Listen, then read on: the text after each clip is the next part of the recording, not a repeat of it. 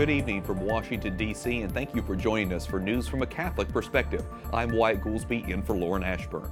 New concerns tonight: could the Republican tax reform hurt Catholic families? Yesterday, the House passed their bill. The Senate is still working on its version. Capitol Hill correspondent Jason Calvi has that story. Good evening, Jason. Good evening, Wyatt. Conservatives are praising both tax bills for saving the adoption tax credit, but some Catholics tonight are questioning whether the plan will help their families. It's all sparking a lively debate on the first major tax overhaul in 3 decades. We do this before we learn this.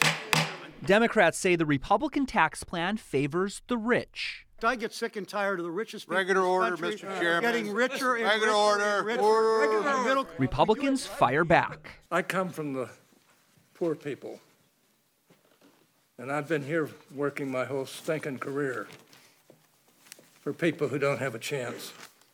And I really resent anybody saying that I'm just doing this for the rich. Give me a break.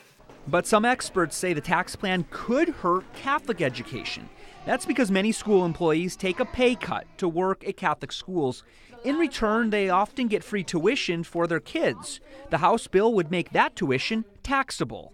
If you work at a Catholic school where the tuition is $40,000 a year and you're in the 20% tax bracket, that means you're going to pay an extra $8,000 a year in income tax. Robert Warren is a professor at Catholic University and a former IRS special agent. He says this provision could impact every diocese in the country. It means it's going to be hard to attract talent. It means that Catholic school employees are going to have to either fork up a tax bill, a bigger tax bill, or they'll have to forego giving their kids the benefit of a quality Catholic education. The bill is passed. But the House passed tax plan increases the per-child tax credit from $1,000 to $1,600. And the White House says slashing the corporate tax rate will give the average family $4,000 of extra income over time. This is about giving hardworking taxpayers bigger paychecks, more take-home pay. Speaker Ryan calls the House passage the single biggest thing they can do to help the middle class.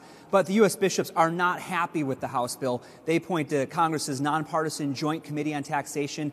That committee says this bill will raise taxes on the working poor beginning in 2023. Wyatt? Jason, give us a sense of the timeline here. Now that the House has passed its version, what's next?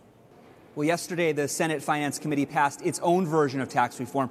Congress right now is on their Thanksgiving break, but the Senate will pick it up when they come back. Republicans hope President Trump can sign it in time for Christmas. And of course, we'll be watching all the way. Capitol Hill correspondent Jason Calvi. Thanks, Jason.